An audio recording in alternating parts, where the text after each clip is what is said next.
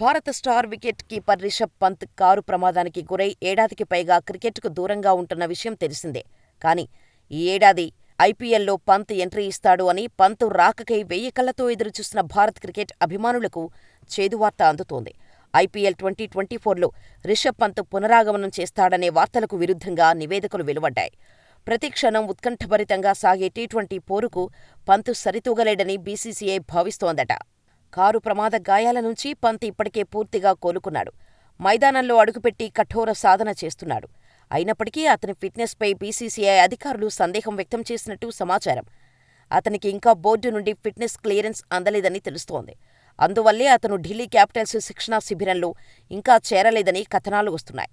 దీంతో ఐపీఎల్లో పంత్ ఆడేది అనుమానంగా మారింది. అయితే దీనిపై ఢిల్లీ క్యాపిటల్స్ ఇంకా స్పందించలేదు. ప్రస్తుతం ఎన్సీఏలో శిక్షణ తీసుకుంటున్న పంత్కు అక్కడి నుండి క్లియర్ సర్టిఫికెట్ వస్తేనే అతను ఐపీఎల్ 2024లో ఆడగలడు.